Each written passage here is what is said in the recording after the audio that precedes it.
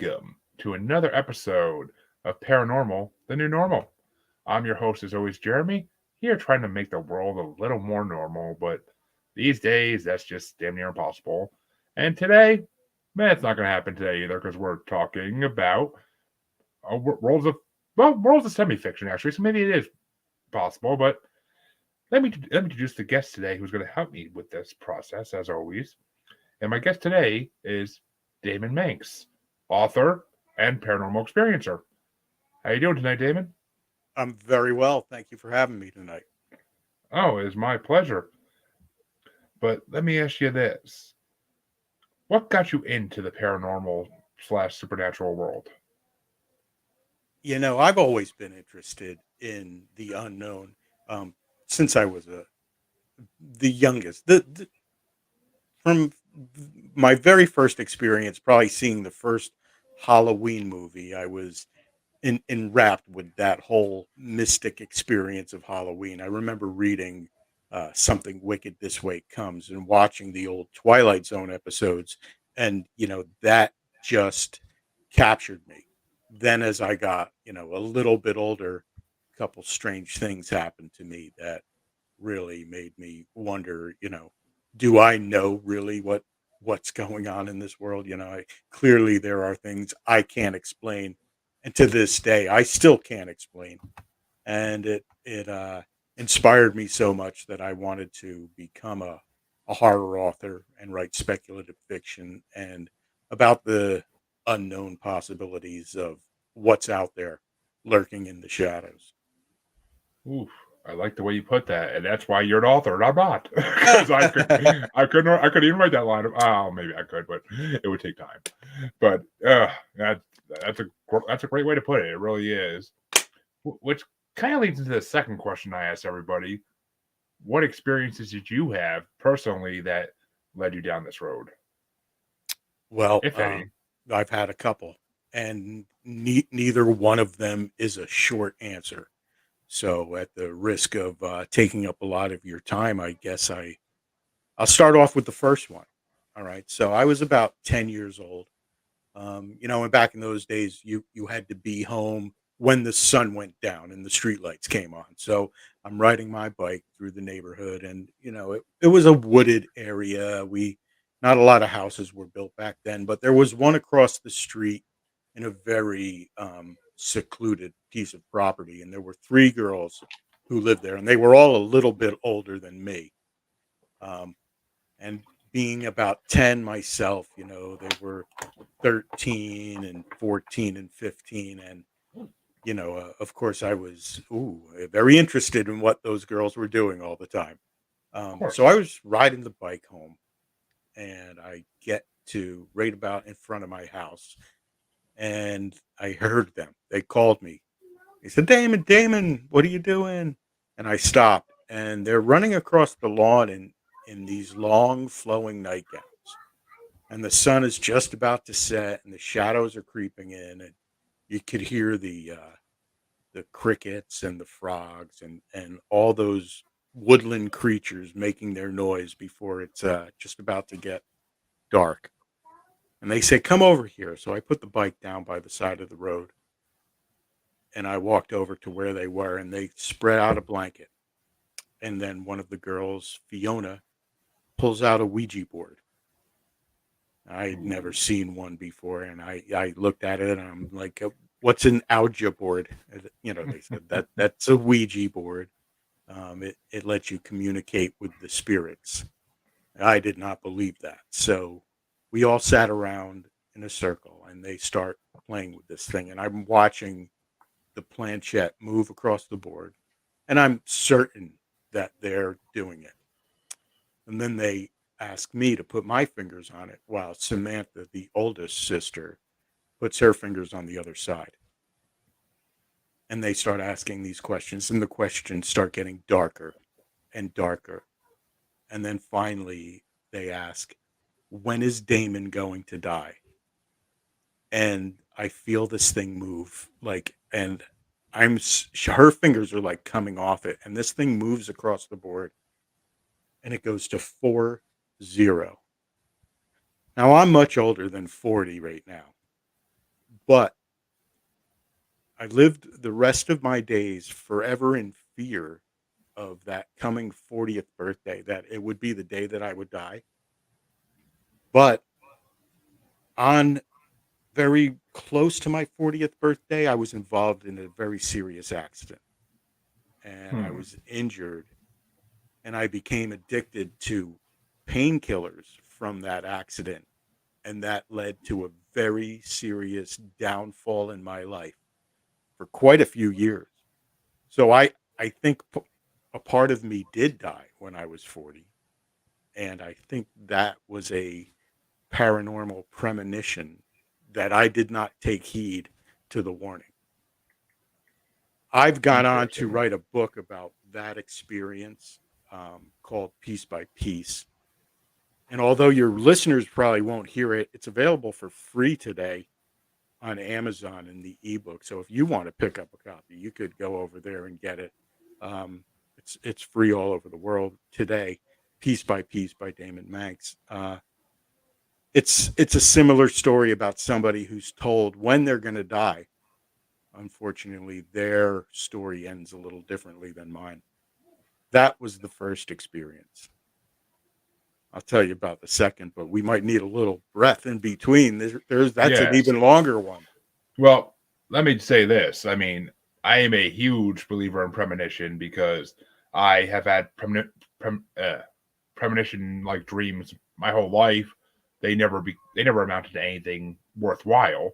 It was always just this conversation is going to happen this day in this room with these people, and then months down the road that will happen. But it's not. It's never anything life changing or big decision making like type thing. It's just stupid little conversations that make no difference in the world whatsoever. But so I mean, I kind of tapped into that world, but I just it never amounts to like me winning the lottery or me saving someone's life or something like that, you know? Right. If only. Yeah. Um, so there's actually a little snippet of one that happened to me that touches base on that. And it was after I had been married, and it was very early in the morning. We were still asleep, and I was dreaming that the phone was ringing. And the only person that I could have figured it could have been was my mother. So I woke up out of the dream, called my mom, and I said, "What happened?" And I woke her up. She's like, "What are you talking about? Nothing happened." Um, she we hung up, figured I just had a bad dream. About 15 minutes later, she calls me back and says, "What is going on?" She's like, "Your aunt just called. Your Uncle Joe just passed away." Um, that was crazy. That was really crazy. So, Sounds so crazy. I mean, yeah, and that type of stuff happens all the time too. I mean, you are not the first person to tell me a story like that where it's something similar where they sense that someone else in the family was was about to befall something horrible and like they just sensed it like different ways, whether it be a dream or whether they just had a feeling. Like I don't know, but it's just yeah, crazy. I mean, it's yeah. crazy. There's some other vibration going on in the world that I don't think we as the human species really tap into it. There's something that resonates, and occasionally I think we pick it up like a radio wave in little increments, but I don't think we're always in tune to it. Go play now, Katie. Get her out of here. Sorry about that. She likes to be annoying when I do podcasts once in a while, but yeah, I mean, it's just it's almost like there's something in the universe that wants us to know things and they want to tell us about it, but we just don't know how to communicate with them fully. So they just show us the best they can. Yeah, absolutely. I would. I'm 100% with that. And occasionally, I think we get lucky. It's like a blind squirrel finding a nut every now and then. We manage to latch onto it, and then we lose it just as quickly. Exactly. I mean, I was driving to work a couple weeks, maybe a month ago now, and well, drive. I work from home, so I didn't usually go to work like in the field, but I usually like once a week I was, and I'm driving the hour and a half drive to the store I had to go to, and if I was 5 minutes earlier, I would have been involved in a huge 7 to 10 car like ice collision. Like Wow. literally, just 7 or 10 cars got all swerved from the ice at the same time, and all kind of like created a domino reaction. And I could have been involved in it if I left my house 5 minutes earlier, and if I didn't stop at Dunkin' Donuts. Like I could have been involved in it because I would have been up at that point in the road by then. I mean, it took me like 3 hours. It took me, yeah, actually, it took me like 3 hours. It took me like 3 hours instead of like an hour and a half to get to work that day because I had to go through so many back roads trying to find a way because I wasn't familiar with the state, let alone the local area, but the state I was in. So I had to use GPS and try to find back roads, and it kept trying to get me to circle around back to that road, and it was hell. I almost died so many times that day going through like farmy roads that are mud and ice, and it's not fun. So I Wow. mean, I almost feel like that day, along with other days, because I drove a lot for this job. I just actually lost today, but I drove a lot for this job, and a lot of times there was just weird coincidences where like I would decide out of the blue to stop and do something first, and then I would have I always end up avoiding like accidents or getting pulled over by a cop and getting a ticket or something like that. But That's some Final Destination stuff right there. oh, don't even get me started on when you're behind a freaking truck with tree limbs in the Oh, back of oh, no it. way. I don't do it. I'll pull over. Clearly, I've people have never seen that movie. I know what happens. yeah, I mean I literally have almost gotten in accidents trying to get around those trucks just because I want to get out from behind that truck. But Yeah. so So if you got a couple minutes, I'd like to tell you another story that happened to me that, oh, I we definitely got the time. But yeah, let me ask you this first: yeah. those three girls that you did this with, did you ever find out like if like their family was more into that like type of stuff, like witchcraft or any of that type of stuff? I'm glad you asked that because about about 6 months ago, their mom passed away. So they were having an estate sale over there, Yeah, and I hadn't seen them in years because I had moved to Florida. I'd come back. I'd lived in other areas. Now I'm back again. I own the house where I grew up, so I'm right across the street from that house once again. So I went over to the estate sale, and Samantha, Naomi, and Fiona were all there, and we got to talking. And I'm like, do you remember that night with the Ouija board? And they're like, oh my God, we were so terrible. And so, they didn't say they were messing with me, but I'm pretty sure they were just messing with me. But I said, do you guys still have that Ouija board? They're like, hold on a second. They went into the basement. They came back and they gave it to me. So I own the Ouija board that actually tormented me for decades. So they I mean weren't that's necessarily into occult or anything like that, but yeah, I've got it.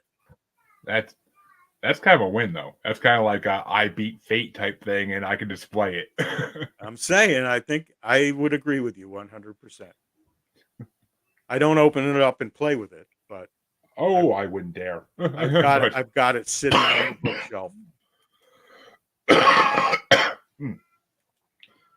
Yeah, I mean that's basically what I would do. I would display it, but I never would touch it because it's just like it's one of those things you don't want to mess with. I mean, it's like going to Key West and taking Robert the doll out of his case and wanting to play with him. Like you just don't do it, No.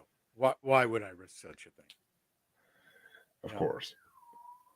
Yeah, so when well, let me, when I was younger, teenage going to 20 years, we used to like to do, they call it urbex now, but there wasn't a name for it back then. We used to go to all these abandoned amusement parks, abandoned hospitals, and search through them and drink beer and, you know, Yeah, of course. do all kinds of stuff that boys do at the time. So let me give you a little bit of history. In 1829 or 1826, construction began on the Essex County Asylum for the Insane. Um, this spot would be the location of the most terrifying thing that would ever happen to me. Um, it was called the Overbrook Hospital, and the local residents just called it the bin. It sat on like 365 acres of land in Verona, New Jersey. There were tunnels that went underneath the place that connected the different buildings, and then they connected them to cottages on the further reaches. The place was so massive, it had its own post office and fire department. And like from the very start of this thing, it was like a place of suffering. In the Great Depression, like homeless men and women filled the place to capacity, and the staff did not have enough food to feed everybody. So many of them died. Then later, after World War II, shell shocked soldiers returning from the war filled it to capacity, over 3,000 of them. And the staff was just like ill prepared to Yeah. handle it.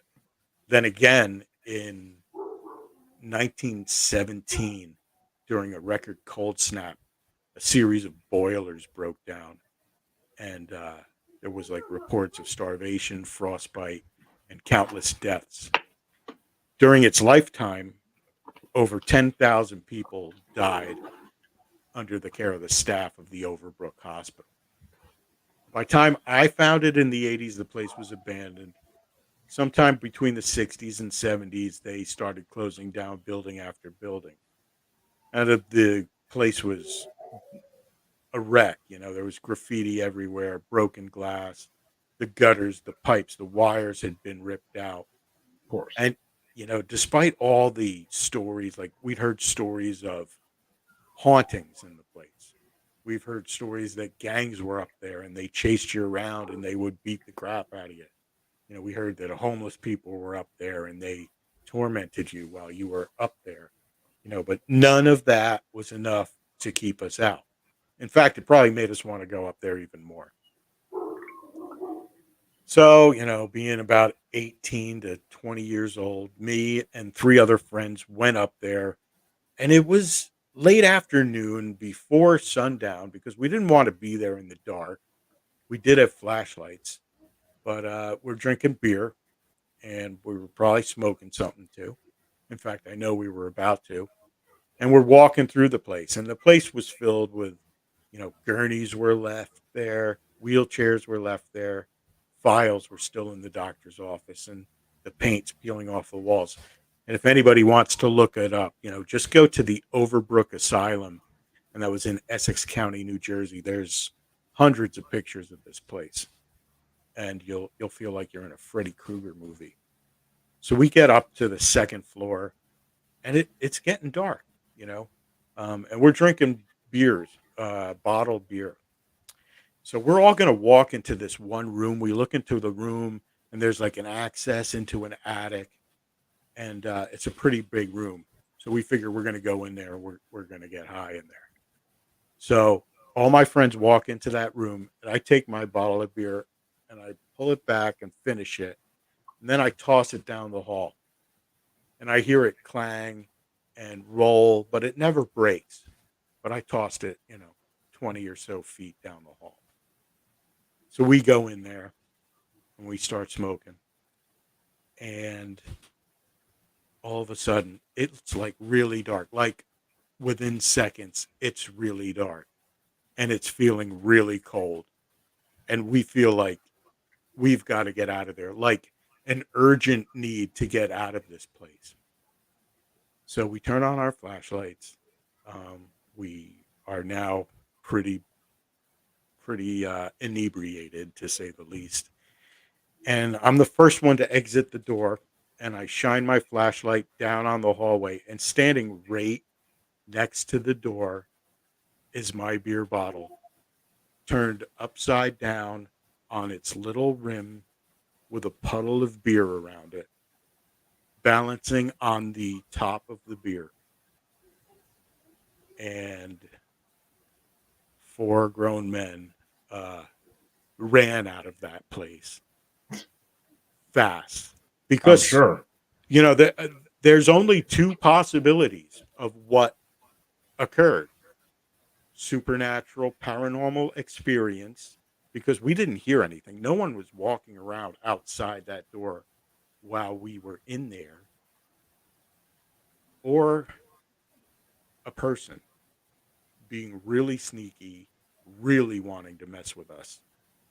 I don't know which is a scarier scenario, but I mean, I tend to think that if it was a person wanting to mess with you, they would have came and tried to take any of the beer or smoke you had. I would imagine. yeah, I don't think it was a person. It doesn't seem like that. It definitely.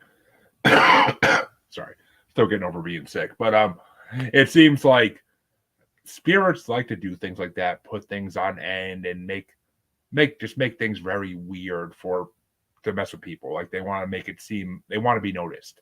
At least some of them do, and that's why they do these type of things. It's just the way it goes, and that seems like something a mischievous spirit would do. Well, I can tell you this: if any place on this planet deserves to be haunted, it certainly was the Overbrook Hospital. Um, so much, Yeah. so much pain happened there and suffering. And there's even if you go to the pictures on the internet, there's writings from patients that were in there, like letters they were sending out. And some of these things are you can read them. They're frightfully disturbing. Um, yeah, I'm certain that, that it's been torn down since then, and I believe there's condos up there now. But that was the last time I went to the Overbrook, and I certainly would never have considered going back there after that. I mean, well, two things really. I mean, a lot of mental hospitals from the early 1900s till the 60s, 70s were in that state, and it was a horrible thing. And they actually do. A lot of them tend to be the most haunted places in America. Is all mental hospitals, and I've heard of the Overbook before. You're sure it got turned down? Because I feel like I've heard of teams going there to investigate. They filmed part of the movie Choke there, the Chuck Palahniuk book. Edward Norton was in it. Most Oh, yeah. most of there might be a couple of the buildings, but yeah, there's a lot of pictures of them actually tearing down the Overbrook. Okay, I guess in 2017 they did. Yeah, Yeah, yeah. Okay, I guess yeah. I guess maybe I saw videos people posted of exploring it before then, but yeah, possible. But yeah, man. There's a lot of videos up there too, and there's a lot of stories of people who have experiences like that. yeah, it's a man. Sound. I mean, I at abandoned mental hospital. It's not someplace I ever would wanna. It's not my bucket list to explore. I'd rather go in the woods and look for Bigfoot than go to a look for spirits in a place like that. But Yeah, I'm going to blame that on bravado and being young and being foolish. Definitely. oh, I mean, when I was a teenager, before I got into before when I was kind of like in my out of the paranormal phase, before I got back into it again, like I probably would have done it then if there was beer involved. Like, why not? Sure, Because why not? at that age, it's just whatever. Let's go. If there's beer involved, I'll do anything almost. So let's go. But Yeah, it was the cool thing to do. So, actually, so the story of the Overbrook, a lot of what I just recited and my experience is actually a short story now in one of in my upcoming book that's coming out on April 27th. Short story titled The Overbrook. With some um, this book's called Manxiety, which is it's a lot of stories based on supernatural things that have happened to me throughout my life. And then there's stories like The Overbrook, which are memoirs of some crazy stuff that happened word for word. so from actually, it's funny because I tend to have a lot of guests that are from New Jersey with paranormal experience or I mean, I don't know if you heard of Eleanor Wagner, Yeah, yeah, I, Sussex County Hauntings. yeah, absolutely, sure. Yeah, I've had her on my show twice, and I've been on her show. We're friends at this point basically, and Oh it's wow, just a that's lot. so cool. And also we East Coast Haunted. I think I forget what the hell they're called. They're gonna kill me. But there's another group of East Coast haunters based in New Jersey that I've had a couple of them on here as well. Like it's all everybody in New Jersey I talk to is always a good person. I mean, Mike Famillant of In Search of Big Red Eye. He's a Hmm. big. He searches for Big Red Eye, the New Jersey Bigfoot. Yeah. So, Yeah. Well, we've got that magazine, Weird New Jersey. I don't know if you've heard of oh, it. I've heard of Weird New Jersey. Yeah, Yeah. So, like when that first started coming out, my friends and I were like, "Oh yeah, let's go there. Let's go here. Let's go there."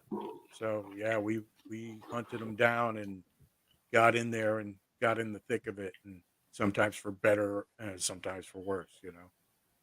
yeah. I mean, well, of course, if you're gonna go searching legend tripping paranormal places, it's gonna either nothing's gonna happen and it's all just elaborated or a hoax, or you're gonna run into something you probably don't want to run into, and it hopefully doesn't follow you home. Yeah, absolutely. Yep. Which I've heard of that happening as well. So, did you guys ever actually go Bigfooting? Because I mean, Bigfoot's been a big thing in New Jersey for as long as I can remember. Yeah, no, there's a lot of things in the woods up here um, that are weird, but I've never gone out there looking for something in the woods. Like I don't know. I got Asking some, for trouble. yeah. So there's an abandoned. It was a place called Jungle Habitat, and it was owned by Warner Brothers in the '70s, and it was like a drive-through safari, Oh, and by Six Flags. it was no, it's in West Milford, New Jersey. Oh, okay, So we went there also, but I went there as a kid. Like my parents drove us through the safari, and they had tents and little rides there, and then this enclosure where the bears were. Um, Me and one of my friends who actually went to the Overbrook went to Jungle Habitat in maybe like '99 or somewhere right around there, and the place was abandoned. Now the reason why the place closed down is the the company pulled out of there like overnight. Like they went bankrupt overnight, and they left all the animals in there to die without being fed in their cages and in their enclosures. that's There were horrible. horrible. There were pictures in the paper, I remember, of the animals, dead in their cages.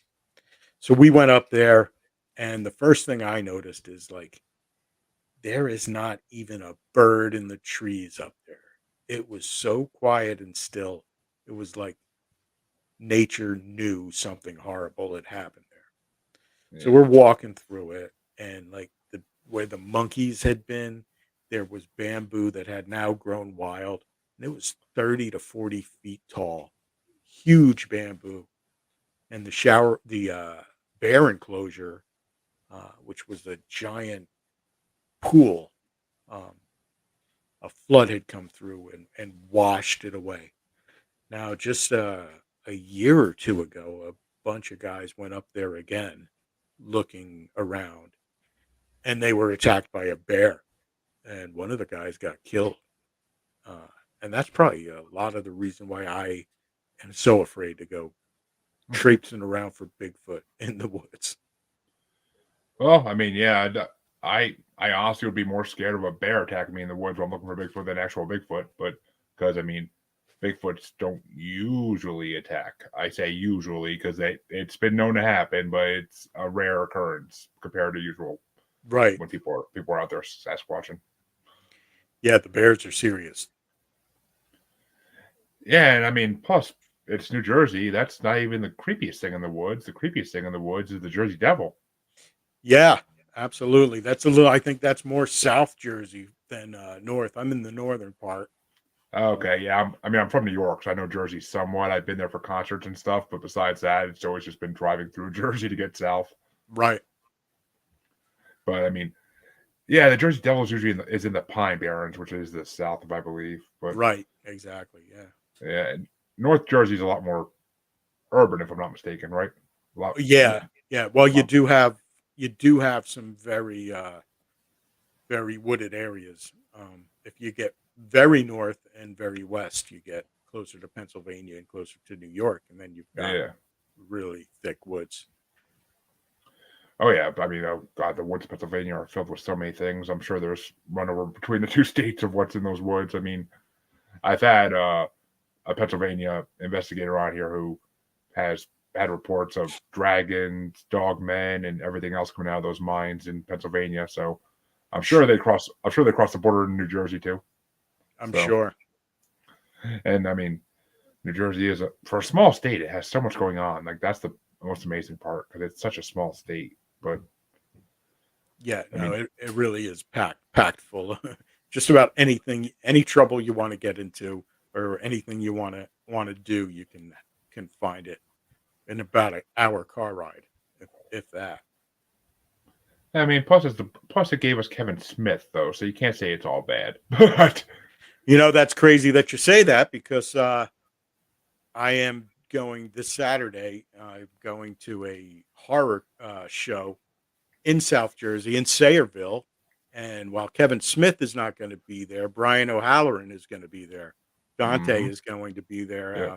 And we're going to be there selling books, and there's going to be bands playing. And we're down in Sayreville on Saturday.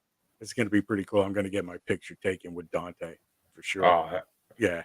see, I saw Kevin Smith and Jason Mewes when they did the Clerks. No, I mean when they did the Jay Silent Bob reboot tour. I saw them live in Boston, but I didn't buy the tickets to get like the private meet and greet and stuff because it was so ridiculously high. Like I just couldn't afford it at the time. But it's just I did get to see them live though. That's to me that's good enough. I mean I'd love to meet Kevin Smith someday and get him on one of my podcasts and talk to him and whatnot. But that's a pipe dream.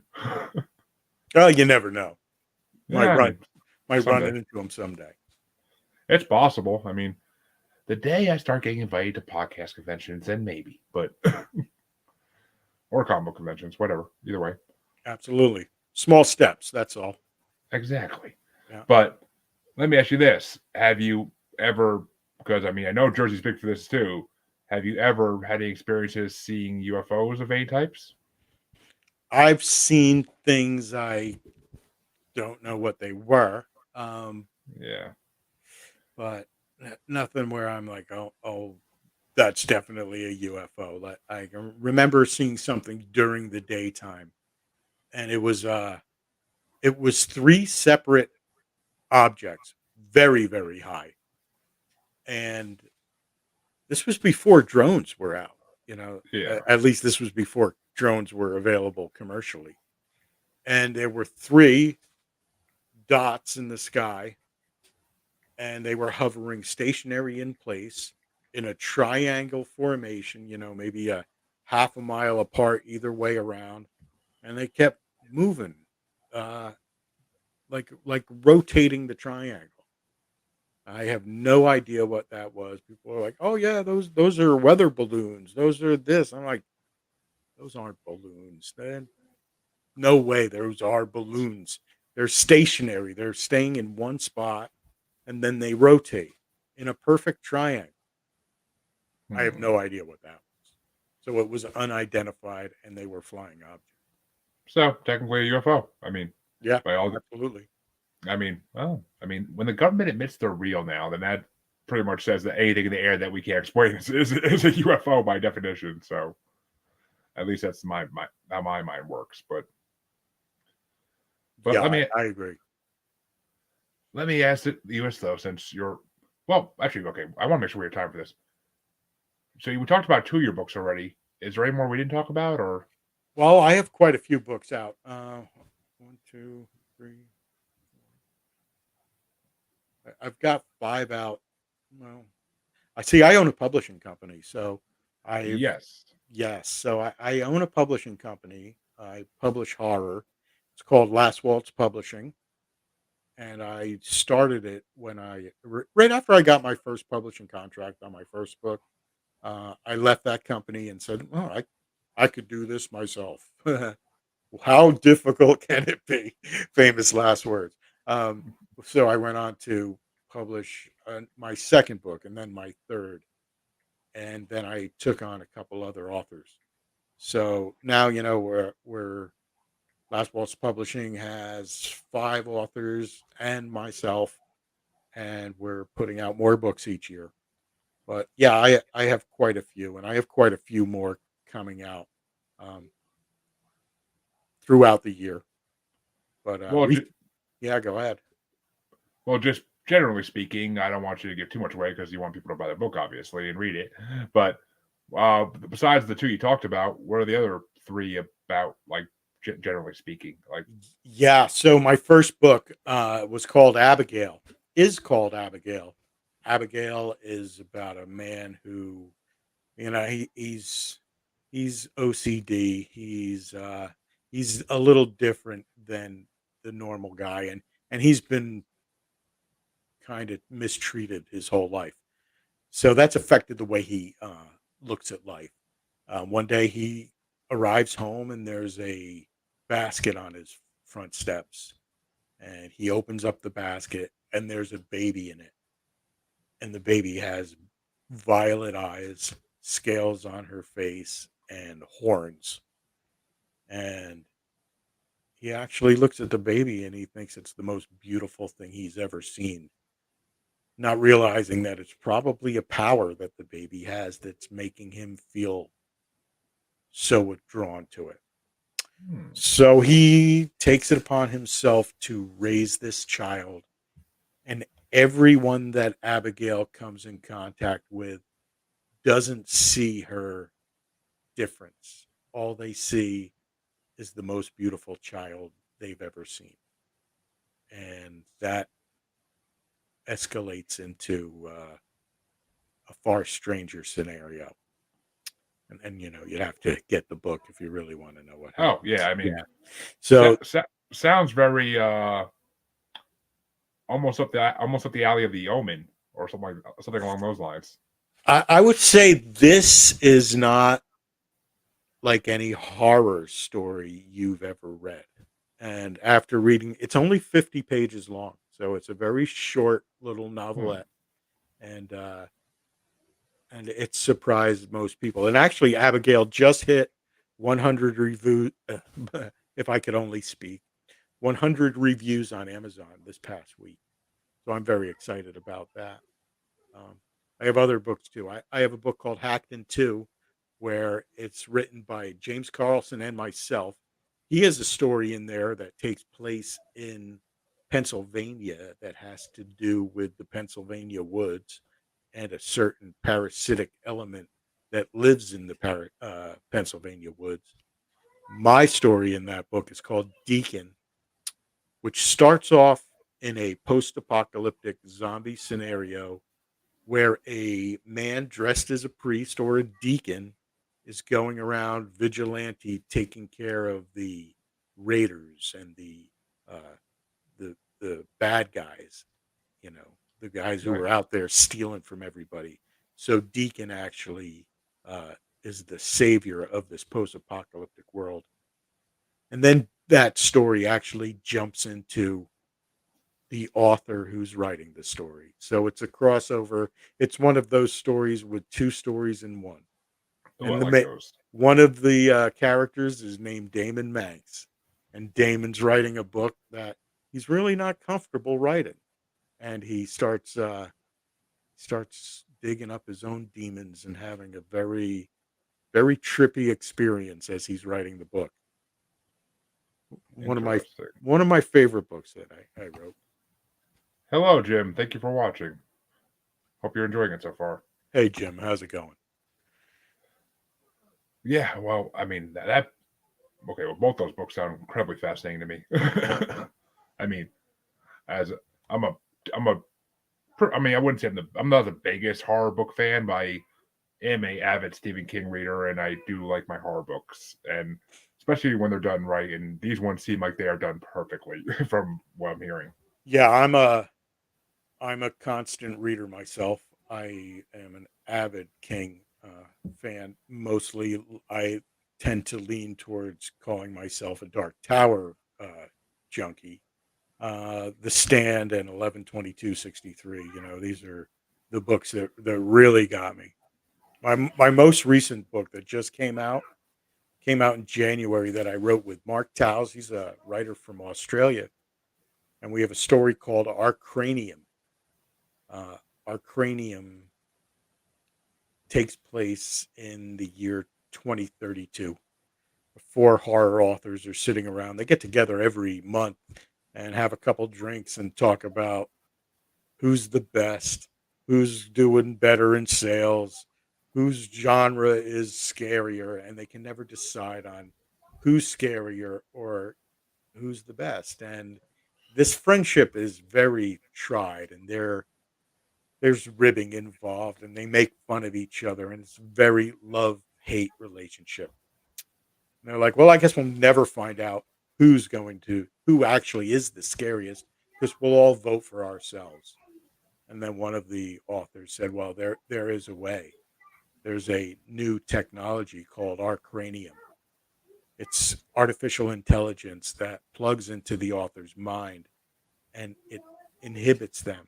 It allows them to come up with their greatest creation, their most scariest creation that they don't even know exists within him with the aid of this virtual reality. Not only that, it allows the other members of the group to come along and play the characters of the story. So they all go into our cranium and the stories come out one by one. There's four different genres of authors. You've got the old school sci-fi guy, you've got the extreme guy, there's an Asian horror writer, and then there's the gothic vampire lady.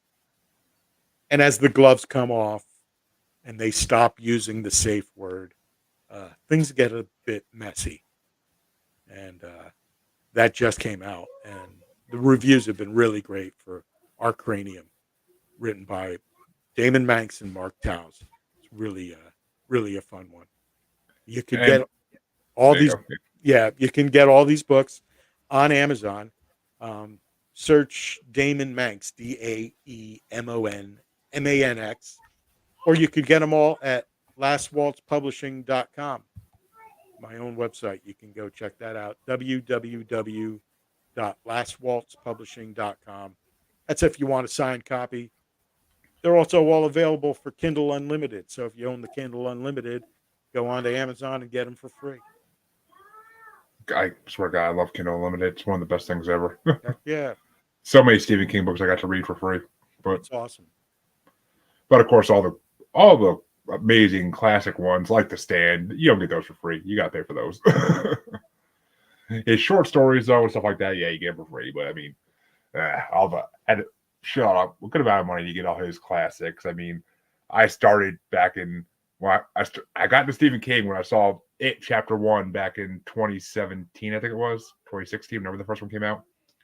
And I started reading all his books. Started with Carrie, and I am still on the second Dark Tower series book, and I moved in with my now wife and kids, and I haven't had time to read at all since then with podcasting and whatnot. But Yeah, it gets so good too. With Drawing of the Three and then the yeah, Wastelands. It just the books get better as you go with that Dark yeah, Tower. yeah. I know. One of my favorite bands that I brought on my music podcast, Demons and Wizards. They did on their second CD. They did 3 tracks in a row dedicated to Dark Tower, Oh and wow. it's the Gunslinger, All Hail the Crimson King, and uh, Train of Terror or Terror Train. I forget what it's called, but they're all three of them are in a row, and they're all about the Dark Tower series. They take from a lot of fantasy literature and stuff. It's cool. I love it's heavy metal with literature in the background of it and lyrics. I love it. But That's awesome. That's cool. yeah, I have a podcast friend who is a huge Stephen King fan, just like me, and he loves Dark Tower series. So when he came to my music show, that's the album I brought forth because I wanted him to hear it. Because I'm like, oh, if you love Dark Tower, you're gonna love these songs. Oh wow, that's cool. That sounds really cool. It is. I mean, they're a good band. But so let me ask you this: in your future books, are you going to possibly be touching on paranormal elements in any way, or You know, there are a lot of the short stories that I've written that have appeared in that are actually coming out in Manxiety have a lot of paranormal elements to it. Of course, the ghost situation thing. Um, Quite a few. There's one called the Devil's Well in there. Let me play like I was before, All right, remember? well, stop interrupting me. Jeremy, let her play before you lose wood internet. Go, Bella. Go. You can't keep interrupting my shows. Go. What? Go. You can't keep interrupting. Go. How cute. Yeah, she's adorable, but she knows Hi, that. Bella. Gonna wait 5?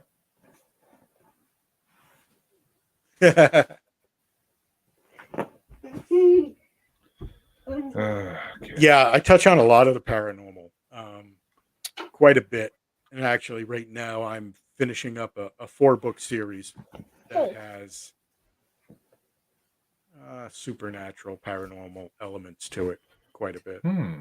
I love me a good series. I mean, there's Yeah. something different when you're reading like a standalone book than when you're reading a series and there's more coming. Like it's just oof, that feeling. Yeah, I have all 4 books, second or third draft, probably even fourth drafted. And I'm just working on the final edits of them. And sometime in 2024, What is this? the series will come out. Interesting. Definitely gonna have you back on when they're coming out so you can talk about them a little bit. Yeah, I would love to. But let me ask you this though: living in New Jersey, do you believe in whether you want to call them lake monsters, ocean sea serpents, sea monsters, whatever you want to call them? Do you believe in them living in New Jersey? I'm a scuba diver. Well, and I haven't dove in years, but I believe there's things everywhere that we don't know about. The ocean is the most unexplored part of this world. It goes much deeper than we'll ever be able to see. And there's things down there that we're finding out about all the time. So yeah, I mean, to us, they are monsters. But to them, they are. To them, they're just creatures that were probably have been here since the dinosaurs or longer, and they just always have been there. I found in Florida on the beach in Venice Beach a shark's tooth that's as big as the palm of my hand. Um, Solid black. It's from a megalodon, and I figure if one tooth was the size of my hand, the mouth had to be close to the size of my house, probably. Yeah. Which would make this shark the size of a football field, maybe. I don't know. I don't know proportions, but a lot bigger than anything I've ever seen in the ocean. Oh, and there is a lot of theory out there in the paranormal world that megalodons still exist. I mean, that movie that Meg kind of helped with that. But I mean, there's like you said though, it's deeper than we'll ever know, and I truly believe there is a level down there where these creatures can still exist and feed, and that's why I mean that could explain some whale carcasses washing up on beaches here and there because where sharks that big couldn't eat whales and other megalodons maybe, but mainly whales or maybe colossal squids as well, which we now know exist. So we know they have prey that's alive. So why couldn't they still be alive deep down where no one sees them? Yeah, those the first sailors out there on the wooden ships coming back with stories of sea monsters. They saw something. Whether Yeah. it was whales breaching the surface, but they knew about whales back then. Yeah, I mean they use the oil for everything. Yeah, so they were seeing something. And like you said, that Marianas Trench is huge. Oh god, It's yeah. so far deep. There's things we don't know about. I would be more interested in us fully exploring the ocean rather than going into outer space myself.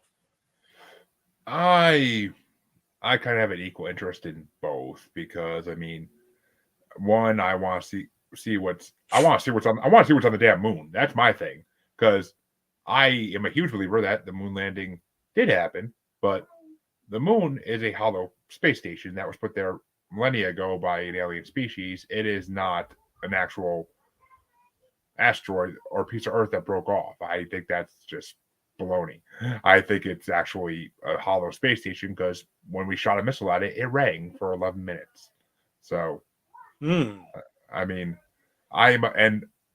something tells me that the guys who Neil Armstrong and Buzz Aldrin, the guys who went to the moon originally, when they came back at that press conference the next day, they looked scared out of their minds of something. And it's either the government or it's whatever was on the moon or both.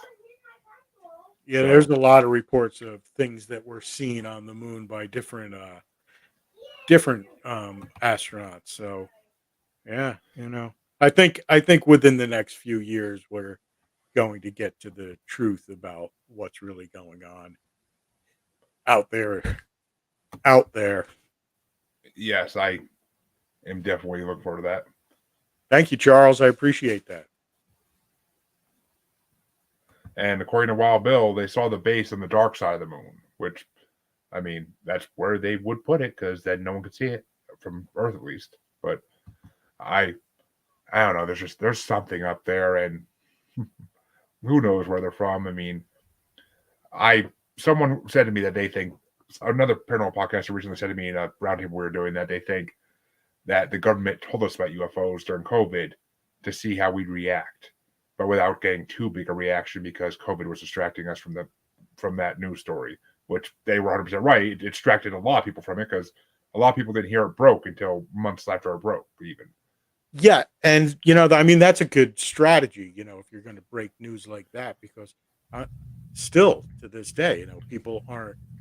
Oh my God, the government told us that there's UFOs, that this really exists. It's really not. It's not the internet buzz thing that you would think it would be. Um, No, I mean, the Tic Tac videos that the Navy released saying like, "Yep, here's proof of it," and I mean, it's insane that they finally admit it exists. And but what's coming that they want to warn us about, and they're trying to get us used to it first. Like that's my fear is what's coming that they know about that they want to try to get people ready for. I mean, are we getting invaded? Are we just going to be having more visitors soon than we've already had for the last millennia? Because ancient aliens are a thing supposedly. yeah. Well, I mean, if they've leaked information out in small doses, I would think that they would continue to do so, Oh and god, yeah, until they build up to the point where they actually say, "Okay, well, here's the truth." So it doesn't look like they've been lying this whole time for 60 years, or who knows how long. Um, exactly. I mean, oh, exactly. While Bill says the moon is a satellite, it's not organic. Yep, that's basically what I was just saying. And they admit it because it can't be hidden any longer, which I agree. It really can't be. I mean, more and more people will tell you they've seen UFOs. More and more people will start to come out and say, I've been abducted by aliens in my life at some point. I mean, I read a book that that has to do with people who missing certain days of their life, and it occurs in national parks all over the United States. And yes. yeah, so you know what I'm talking about, right? Where these people have been like at one point, at this location, and all of a sudden, days later, they wake up 100 miles away in some remote Oh, part of the uh, park, and it all I ju- happens in these national parks, and a lot of it alludes to abductions of something taking place. yeah, I mean, that's the whole missing 411 thing they have going on where all these people are disappearing up and down the East Coast, the West Coast, in the national parks, but also just in the wilderness. Like it's hunters, it's trappers, it's people who spend a lot of time as outdoorsmen or outdoors women, and they're out there doing whatever they're going to do. And then all of a sudden they go missing, and a lot of them still haven't shown up. It's been a decade or years. And I mean, those ones I tend to allude more towards what's in those caves that we don't know about. Like, are they just getting attacked by dogmen and eaten, or is it a Bigfoot thing? Is it interdimensional where they're going through a weak spot and they go through a different dimension? Like I can't explain it. No one can. Mm. It's a big mystery. Yeah, the book I read, actually, it's all the people who did go missing came back like a few days later, with no recollection of where they had been or what had happened during that missing time. And they were all like hundreds of miles away from where they had gone missing. So, like, no explanation for what had Ye- happened. Yeah, I mean, oh, yeah, I just heard a story about that too. I think it was on the same roundtable I just mentioned, but about a man who went missing and then he showed up. He showed up a year and a half later, I think she said, like 400, 500 miles away from where he was originally. Like a different part of the United States, he showed up in completely. And he had no recollection that he'd been gone at all. He just kind of came to and was like, where am I? Like, I don't even know where I am. And there was only one set of footprints when they found where he was originally. Like when they went looking for him, there was only one set of footprints walking because he was at a beach somewhere and he was walking. He was down by the water and he started walking away from the water, but the footprints were going the opposite direction of where he needed to go home, and he has no recollection of why that happened even. Right. Which in my mind is either that's supernatural, or this guy just has a secret family somewhere and he just was covering his own ass. But Yeah. Yeah, there's a possibility too. So. I mean, it's happened before, and yeah, I never heard of AB negative blood being the alien gene per se, but I mean, there are star seeds out there in the world nowadays that claim they have the spirits of aliens inside them or extraterrestrials inside them, and it gives them abilities like psychic or medium powers to a degree. So I've had enough of them in my show to know they exist, and I've seen what they can do. It's impressive. And yeah, they couldn't even drop them off where they picked them up. Damn lazy aliens. But all right, well, Yeah. since we are getting close to the end here, why don't you tell the audience one more time where they can find your books and where they can find everything about your publishing company? Yeah, absolutely. So naturally, you can any of the books that I publish with my publishing company, you can get at Amazon. You can take a look at just punch in Daemon Manx when you get to Amazon. DAEMONMANX. I have a publishing website that you could purchase any signed copies of the books. That's www.lastwaltzpublishing.com. If you head over to that website, join the mailing list. Mailing list, we always send out discounts and free books to all our subscribers. Uh, we have a list of other authors who also are assigned to the publishing company. So there's not only just myself, but 5 other authors as well. You could get books from them. And you could also go to my own personal website, which is daemonmanx.com. That's www.daemonmanx.com. I'm on all the socials. You can look me up on Facebook. You can check me out on Instagram, Twitter. Daemon Manx is the profile name on all of them. I'm also on TikTok and just recently had like a video go semi-viral, I guess. I'm close to 700,000 views on it. Um, and subsequent parts of that have all gone up to about 100,000 views. So, we could use any more followers who want to go over to that crazy platform and join me there. I'm also telling the story of the Overbrook on there and having fun with a bunch of the stories that have been my crazy life. Well, sounds amazing, and that's my dream right there to have one of my reels hit that big. I've gotten up to like 4,000 on one reel, but that's about as far as I've gotten so far. I'm trying to find that next big. Every special show I do, I try to get reels out there, and now that I'm unemployed officially, I might have to start working out a little more, and because I'm already a professional, on Facebook. So, uh, Excellent. let me try. I'm gonna have to try to get out there a little more and promote my stuff a little bit more. But Absolutely. That's how you do it. Practice makes perfect, right? exactly, and I will definitely post links as well to your company and to all your Amazon stuff on the description of the show when it comes out, so everybody can just copy and paste. Excellent. Hey, thanks for having me tonight. I had a great time. My pleasure. And all my listeners, you could find me on Facebook as Paranormal the New Normal / Maniacal Music Musings Podcast with a S Facebook group. need to think of a better name for that. It's too long. But you can find me on Twitter and the Gram as @JuggaloBastard. You can find me on TikTok as @JuggaloBastard Podcast. And you can find me on YouTube just by searching Paranormal and Normal, where this is currently streaming as well. So you can find me there as well. And thank you, Charles. I'm glad you appreciated the show. And I will wish all my listeners a good night. And I will thank Damon one more time for coming on. And hopefully he'll be back in a year or so when his series starts coming out. Absolutely. I'd love to. Thanks for having me. My pleasure. I will see my listeners in half a week. Have a good night, everybody.